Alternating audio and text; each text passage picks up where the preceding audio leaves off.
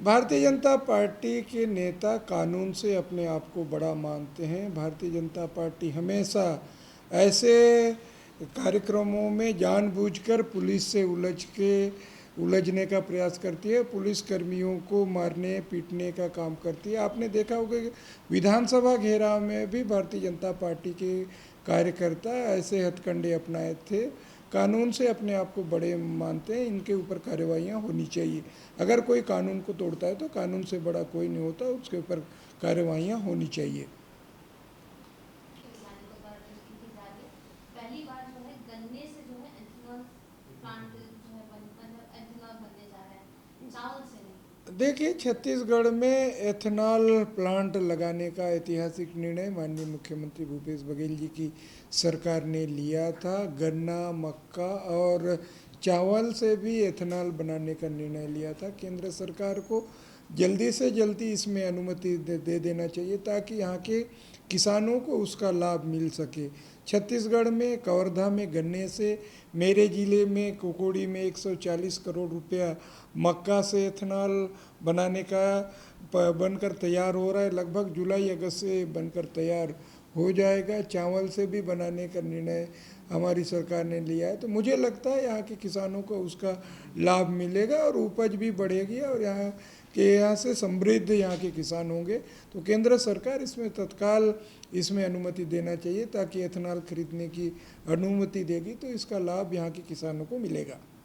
ये बस्तर में संभागीय सम्मेलन जो हुए सफल आयोजन के बाद हम 90 विधानसभाओं में ट्रेनिंग प्रोग्राम कर रहे हैं। इसमें लगभग 2 दिनों तक 6 विधानसभाओं की ट्रेनिंग प्रोग्राम हो गई है। 21-22 से फिर से बस्तर और राजनांदगांव और अन्य जिलों में ट्रेनिंग प्रोग्राम हो रहा है। हमारा एक बृहद कार्य योजना है हमने बनाया है ताकि हम ज़मीनी स्तर पर मजबूत हों और आने वाले 2023 के चुनाव दमदारी के साथ, मजबूती के साथ हम चुनाव लड़ें, ये हमारी तैयारी है। उससे पहले हमारे कार्यकर्ताओं को प्रशिक्षण के माध्यम से प्रशिक्षित करके उनको हम लोग फील्ड में उतार रहे हैं। बीजेपी लेकिन ना कुछ सबूत दे पा रहे हैं, ना कुछ शिकायत दे पा रहे हैं। देखिए, हमारे माननीय मुख्यमंत्री जी ने स्पष्ट कहा है अगर कोई गड़बड़ियाँ हुई है तो आप सबूत दीजिए, हम जांच कराएंगे। तो भारतीय जनता पार्टी पीछे क्यों हट रहे हैं? उनको सिर्फ और सिर्फ राजनीति करना है, इसलिए राजनीति नौटंकी करके अब माहौल बिगाड़ने का प्रयास करते हैं। मगर यहाँ की जनता समझ चुकी है, माननीय मुख्यमंत्री जी ने भी स्पष्ट कहा है। तो अगर कोई गड़बड़ियाँ हैं तो प्रूफ या फिर कोई सबूत पेश करें और जांच कमेटी के पास अपनी बात रखें। केंद्रीय गृह मंत्री माननीय अमित शाह जी 2018 में भी छत्तीसगढ़ में आए थे। उससे पहले बस्तर का भी दौरा कर चुके हैं। छत्तीसगढ़ में भारतीय जनता पार्टी की स्थिति पतली है, इसलिए उनके लगातार मंत्री, गृह मंत्री, राष्ट्रीय भारतीय जनता पार्टी के राष्ट्रीय अध्यक्ष जी आ रहे हैं। उससे आने से कोई फर्क नहीं पड़ेगा। अमित शाह जी, भारतीय जनता पार्टी डॉक्टर रमन सिंह जी की सरकार थी, उस समय भी आए थे और 65+ का टारगेट दिया था और हम 68 सीटों के साथ कांग्रेस पार्टी सरकार बनाई थी।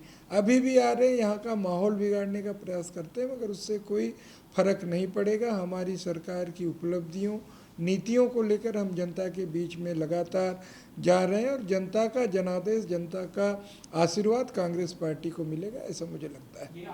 देखिए, धर्म के नाम से, भगवान राम के नाम से राजनीति करने वाले भारतीय जनता पार्टी के नेताओं का चाल चरित्र इसमें स्पष्ट दिख रहा है। भगवान राम के नाम के बारे में और हनुमान जी के बारे में जो कहा गया है उस आदि पुरुष में, तो हमारे माननीय मुख्यमंत्री जी ने भी उसमें आपत्ति की, कांग्रेस जन भी हम आपत्ति कर रहे हैं। पुरुषोत्तम भगवान रामचंद्र जी के चरित्र को जिस ढंग से वर्णन किया गया है घोर निंदनीय। हम इस फिल्म का हम विरोध करते हैं। इसमें सुधार होना चाहिए क्या? हालांकि वो बोल रहे हैं कि हम सुधार करेंगे, लेकिन देखिए, इस सुधारने का तो अधिकार केंद्र सरकार सेंसर बोर्ड के पास था।